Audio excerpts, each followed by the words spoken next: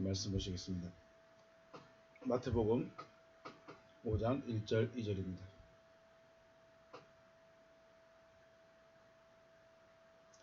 마태복음 5장 1절 2절 봉독합니다. 예수께서 무리를 보시고 산에 올라가 앉으시니 제자들이 나온지라 입을 열어 가르쳐 이르시되. 아멘. 예수님께 수많은 무리가 나옵니다. 그리고 예수님은 그 무리를 보시고 산에 올라가 앉으셨고 그의 제자들이 나왔습니다. 예수님의 목적은 구원에 있습니다. 그리고 그 구원을 보이기 위해서 산에 오르신 것이죠. 그 산이 상황상 사람들을 만나야 되니까, 사람들을 보아야 되니까, 사람들이 또 잘 볼 수 있도록 하기 위해서라고 말할 수도 있지만, 물론 상황적으로는 그렇게 말할 수 있는데, 주님의 가신 목적지가 어디냐는 것이죠. 왜 산에 오르셨는가, 왜 산에 오르셨는가, 우리는 그것을 생각해 봐야 되는 거죠. 요한복음 14장 1절, 또 내가 보니 보라 어린 양이 시온산에 섰고 그와 함께 14만 4천이 서 있는데 그들의 이마에는 어린 양의 이름과 그 아버지의 이름을 쓴 것이 있더라 라고 말씀하십니다. 예수님과 함께 시온산에 서 있는 자들, 산에 오르셨죠. 그런데 예수님께서 마태복음 산상순에서도 산에 오르셨고 요한계시록에서도 산에 서 있었습니다. 그리고 예수와 함께 있던 자가 14만 4천이라고 말합니다. 그리고 14장 4절에서는 그들은 이 사람들이 누구냐, 어떤 사람들이냐, 다른 말씀 듣지만 어린 양이 어디로 인도하든지 따라가는 자들이라고 합니다. 어린 양이 어디로 인도하든지 따라가는 자들이 바로 예수님과 함께 산에 오른 자, 목적지에 이른 자들이라고 말씀하고 있습니다. 이 14만 4천이라는 수가 요한계시록 7장 4절에서 처음으로 등장합니다. 찾아보겠습니다. 요한계시록 7장 14절, 7장 4절. 7장은 인침을 받는 사건이죠. 인치는 사건입니다. 그 중에 4절에 내가 인침을 받은 자의 수를 들으니 이스라엘 자손의 각 지파 중에서 인침을 받은 자들이 14만 4천이다 라고 말하는데, 요한계시록 7장 4절에 나오는 14만 4천 명을 로미델타라고 말합니다. 로미델타를. 물론 14만 4천이라는 숫자적인 의미로 기록을 하고 있는데 14장에서는 숫자적인 숫자를 기록하고 있습니다. 수를 기록하고 있는데 요한계시록 7장 14절에서는 이 수라는 개념보다는 로미델타로 딱 기록하고 있습니다. 로미델타. 이 14만 4천이 어떻게 됐냐? 흐레마의 첫 글자, 미스테리온의 첫 글자, 그리고 델로의 첫 글자만 따서 로마델타라고 말하고 있습니다. 이걸 다시 보면 비밀의 말씀이 결정된 자들, 비밀의 말씀으로 결정된 자들이라고 말하고 있습니다. 14만 4천이라는 숫자, 숫자적인 의미, 숫자를 말하기도 하지만 의미로 볼 때, 우리가 의미로 볼 때 비밀의 말씀으로 결정된 자들, 즉 말씀이 되어진 자들이라고 말하는 거죠. 그러니까 우리가 14만 4천이라고 말하면 단순히 숫자적인 개념으로만 생각할 것이 아니라 왜 14만 4천인데 로미 델타로 되어 있느냐, 이것도 우리가 생각해 본다면 말씀이 되어진 자들. 그래서 성경의 결론, 하나님의 구원의 결론은 말씀들이 되어진 자들이에요. 말씀이 되어진 자들. 그래서 로미 델타라고 말하고 있습니다. 말씀이 되어지니 말씀이 하라는 대로 움직인다는 거죠. 내 안에 어떤 가치관이 정해졌습니다. 내 안에 어떤 새로운 가치관이, 새로운 가르침이 정립이 딱 됐으면 그대로 살아가는 거죠. 그게 바로 여기서 말하는 로미델타들입니다. 말씀으로 결정이 있는 자들, 비밀의 말씀으로 결정을 해버린 자들. 그래서 말씀대로, 말씀이 하라는 대로 움직이는 것이죠. 그렇기 때문에 어린 양이 어디로 인도하든지 따라간 자들이라는 것이죠. 네, 숫자에 들어가는 것도 중요하겠지만 말씀이 되어지는 것이 더 중요하다. 왜? 우리가 말씀이 되어져야 되기 때문인 것이죠. 그래서 말씀이 뭐라 하든지 따라갈 수 있는 여러분과 제가 되어지시기를 주님의 이름으로 축복합니다. 오늘은 이제 2절입니다. 입을 열어 가르치셨습니다. 자, 예수 앞에 모인 무리, 그리고 예수께 나온 제자들 향해서 입을 열어 가르치기를 시작하셨습니다. 우리 원어로 한번 보시겠습니다. 카이 아노익사스 사스토 스토마 아우토 그의 입을 열었습니다. 그의 입을 열었습니다. 디다스켄 가르치셨는데 디다스켄이라는 말에 엡실론이 붙어 있습니다. 소유교육을 말하죠. 그러니까 가르치는데 그냥 내가 어떤 배워와서 듣고 와서 있는 그대로를 말한 것이 아니라 자기 것을 내놓는 겁니다. 자기 것을 내놔서 가르치기 시작했습니다. 누구를요? 그들을 가르치기 시작했습니다. 레건 말씀하셨습니다. 이제 이렇게 이어집니다. 우리가 오늘 생각해 볼 것은 입을 열었습니다. 그가 열었습니다. 열었는데 뭘 열었을까요? 스토마, 입을 열었습니다. 그의 입을 열었습니다. 중요한 것은 주님이 입을 열어 말씀하신다는 것은 곧 심판과 구원을 말씀하신다라는 것입니다. 심판과 구원은 나중에 내가 죽어서 아니면 뭐 구름 타고 오셔서 심판하실 것이다. 우리는 그렇게 생각할 수 있는데 실상은 주님의 입을 열어 말씀하신 그 순간이 바로 주님의 말씀이 선포되는 그 순간이 바로 심판과 구원이 동시에 이루어지고 있습니다. 왜 말씀이 심판과 구원의 말씀일까요? 우리 한번 찾아가 볼까요? 요한복음 6장 53절입니다. 요한복음 6장 53절 예수께서 이르시되 내가 진실로 진실로 너희에게 이르노니 인자의 살을 먹지 아니하고 인자의 피를 마시지 아니하면 너희 속에 생명이 없느니라. 이렇게 사람들에게 말씀하셨습니다. 입을 열어서 오병이어의 기적을 베푸시고 왜 오병이어를 말씀하셨고 그리고 그것이 무엇을 말씀하는지 이제 주님이 말씀하셨죠. 내 살을 먹고 내 피를 마시는 자는 영생을 가졌고 내 살과 내 피를 먹고 마시지 않은 자는 영생을 가지지 못했다라고 말씀을 하십니다. 이 말씀을 들었던 사람들의 결론이 어떻게 됐을까요? 입을 열어 말씀을 해주셨는데 입을 열어 비밀을 말씀해 주셨는데 이 말씀을 들은 사람들의 결론이 어떻게 됐을까요? 66절에 나오죠. 그때부터 그의 제자 중에서 많은 사람이 떠나가고 다시 그와 함께 다니지 아니하더라. 네, 떠나버렸습니다. 입을 열어서 가르치셨는데 비밀을 말씀해 주셨는데 떠나버렸습니다. 주님의 곁을 떠나버렸다는 것은 심판인 것이죠. 주님의 말씀을 들었지만 이 말씀이 무엇을 말씀하시는지 알지 못하고 깨닫지 못하고 또 받지 못한 자들은 그와 함께 다니지 않았습니다. 다시는 그와 함께 다니지 않았습니다. 이것이 곧 심판입니다.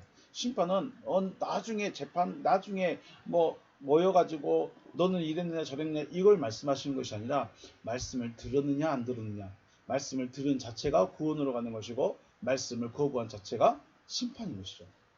굳이 우리는 죽어서 구름 타고 오실 때까지 기다릴 이유가 없습니다. 기다릴 필요가 없습니다. 저도 재판장에 한번 서본 적이 있는데 재판장에 설 때까지 얼마나 떨리는지 얼마나 두렵던지요. 이 결정이 어떻게 될 것인가 내 인생의 이 재판이 이 결론이 어떻게 될 것인가 너무너무 두렵고 떨렸습니다. 그런데 우리가 천국 가느냐 지옥 가느냐 이 심판을 나중에 죽어서 혹 가지고 된다면 여전히 나에겐 심판이라는 그 자리가 남아있는 것입니다. 그러면 앞으로 죽을 때까지 우리는 두려움 가운데 살아야 됩니다. 아들로서 사는 것이 아니라 종으로서 나중까지 심판을 유보해 놓고 살고 있는 거예요. 심판에서 벗어나서 구원의 길로 가실 주의 이름으로 축복합니다.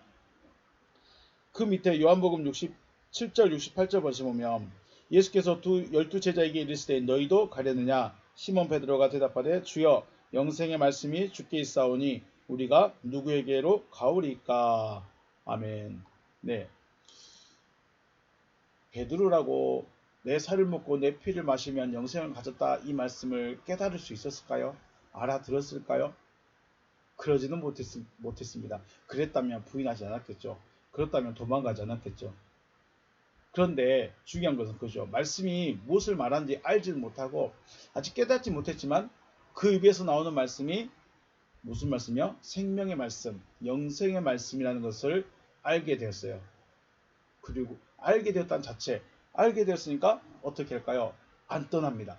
두 부류로 나누죠. 말씀이 선포됐을 때 말씀이 이해가 안 되고 거북스럽고 알아듣지 못하니까 떠나버린 자가 있고, 무슨 말인지 모르겠는데, 무슨 말인지 말씀인지는 모르겠는데 생명의 말씀인 것 같아. 그래서 붙어 있는 자들이 있다는 거예요. 두 부류로 나눠줍니다. 말씀이 선포될 때 떠나가는 자 있고 붙어 있는 자가 있다는 거 기억하시길 바라겠습니다. 주님의 말씀, 곧 성경의 말씀은 이야기를 기억한 것이 아니에요. 물론 역사의 이야기, 기적의 이야기를 기록하고 있는 게 맞지만 그 기적을 보고 성경을 읽으면 안 된다는 거죠. 표적을 보기 위해서 성경을 보면 안 되고 성경 이야기를 많이 알려고 성경을 봐서는 안 된다는 겁니다. 실질적으로는 그 사건이, 그 말씀이 무엇을 말하고 있는지 그 의미를 찾아야 되는 것이죠. 그래야 주의 음성을 들을 수 있는 것이죠. 성경은 구원을 주시기 위한 말씀이기 때문에 한 말씀 한 말씀의 의미를 생각해야 됩니다. 그리고 깨달아 가야 되는 것입니다. 그냥 성경 이야기 잘 알아. 아, 이건 참 은혜스럽고 이건 참 놀랍고 이건 참 기적스러운 거야. 이런 지식이 아니라 그 말씀이 무엇을 말하고 있는지, 왜 그렇게 말씀하셨는지를 우리는 알기를 원해야 되고 깨달아 가야 된다는 것이죠. 그래야 주님께 붙어지는 사람이 있고, 아, 난 도저히 예수와 못 다니겠다. 난 도저히 교회하고 안 맞는 것 같아 하면서 떠나가게 된다는 거예요. 주님의 말씀이 입을 열어 가르치기 시작할 때, 말씀이 선포되어지기 시작할 때 심판과 구원은 동시에 일어납니다.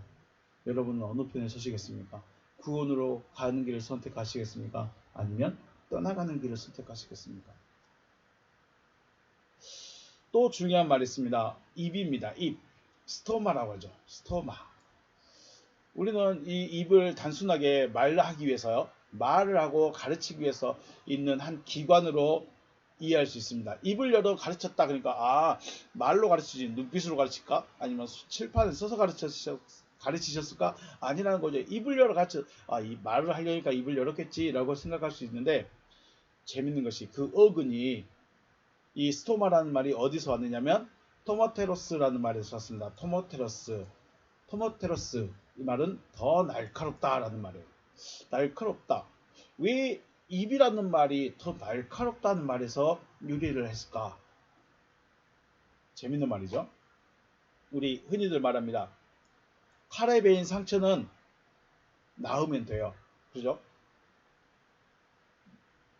빨간 약을 바르고 놔두고 있으면 살길이 붙어서 딱정이가 입히고 새살이 돋아서 없어집니다. 물론 흉터도 남을 수도 있겠지만 중요한 것은 칼에 베인 것은 나는다는 거예요. 그런데 우리 말에 베인 상처는 잘 났던가요? 안 났던가요? 말에 베인 상처는 안 났습니다. 이 마음 깊이 새겨져서 안 났습니다. 웬만히에서는 말에 베인 상처, 말에 의해서 마음에 생긴 상처는 웬만해서는 안 났습니다. 그래서 날카로운 것, 더 날카로운 것, 토모테로스, 이 말에서 유래했습니다. 그래서 이 말은 살리기도 하고 죽이기도 하는 양날을 갖추고 있죠. 죽이는 일도 할 수 있지만 살리는 일도 할 수 있고, 누군가에게 힘을 주고 위로를 해줄 수 있는 말이 나올 수도 있고, 누군가는 저주하고 죽일 수 있는 말을 할 수 있다는 거예요. 그래서 이 입이라는 게 굉장히 중요한 것입니다. 왜 그래서 주님이 입을 열었다, 입에서부터 말씀이 나왔다, 이거는 곧 검이 나왔다는 거예요. 칼이 나왔다는 거죠. 어떤 얘기는 생명을 받을 수 있는 말씀이 자기에게 떨어진 것이고, 어떤 얘기는 자기를 죽일 것 같은 심판의 말씀이 자기에게 나온다는 거예요. 그래서 입이라는 말이 단순한 것 같지만 굉장히 중요한 의미를 가지고 있습니다.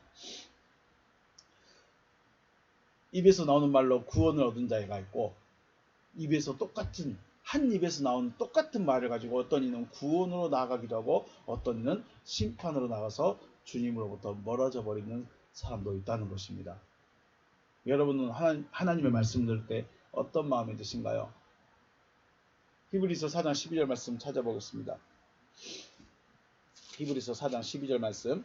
하나님의 말씀은 살아있고 활력이 있어 좌우에 날선 어떤 검보다 예리하여 혼과 영과 및 관절과 골수를 찔러 쪼개기까지 하며 또 마음의 생각과 뜻을 판단하시나니 지으신 것이 하나도 그 앞에 나타나지 않음이 없고 우리의 결산을 받으실 이의 눈앞에 만물이 벌거벗은 것 같이 드러나느니라. 아멘. 하나님의 말씀은 어떠한 검보다도 예리하답니다. 그래서 우리의 혼과 영과 및 관절과 골수를 찔러서 쪼개기까지 한답니다. 뭐가요? 하나님의 말씀이요. 총은 우리 영을 상해하지 못합니다. 총과 칼은 우리 마음을 어떻게 하지 못합니다. 그런데 하나님의 말씀은 우리 마음까지, 생각까지, 영과 혼까지 찔러서 쪼개버린답니다. 그런데 그 앞에 나갔을 때 그 쪼개임을 받고 찔림을 받고 그에게 붙어있는 자는 영생으로 가는 것이고, 아 기분 나쁘네, 아 마음 상했네, 아 주님이 나한테 칼을 들이댔네 하면서 도망가버린 자들이 있다는 것입니다. 그래서 입을 열으셨다는 것은 단순히 말씀 가르치려는가 보다, 말씀하려는가 보다 라는 것을 넘어서 심판과 구원이 시작되었구나. 내가 지금 듣고 있는 말씀이 나로 하여금 심판으로 가게 하는가, 구원으로 가게 하는가. 여러분은 판단 잘하시길 주의 이름으로 축복합니다. 하나님의 말씀을 들은 자들의 결론이 뭐냐면 결산한 자 앞에 눈앞에서 벌거벗은 것 같이 다 드러난다는 거죠. 쉽게 말해서 하나님의 말씀을 들으면 내가 누구를 미워했니 때렸니 내 마음 속이 어쩌니 저쩌니 이거보다도 내가 지금 어떤 마음을 가지고 있고 어떤 생각, 어떤 존재적인 상태를 갖고 있는가를 분명하게 알 수 있다는 것입니다. 드러난다는 것이죠. 그렇기 때문에 하나님의 말씀을 듣고 있으면 구원이든지 심판이든지 분명하게 나눠질 수밖에 없다는 것입니다. 요한계시록 2장 16절 한번 더 볼까요? 요한계시록 2장 16절 말씀. 버가모 교회에게 하는 편지 중에 그러므로 회개하라. 그리하지 아니하면 내가 내게 속히 가서 내 입의 검으로 그들과 싸우리라. 아멘. 내 입의 검이랍니다. 입의 검이 뭐예요? 입에다가 칼목을 있을까요? 아니겠죠. 입에 있는 검이 바로 말씀이죠. 그 말씀을 검이라고 말합니다. 그래서 그 검으로 확실하게 싸워서 이기겠다는 것이죠. 요한복음 6장 63절 다시 한번 가볼까요? 요한복음 6장 63절.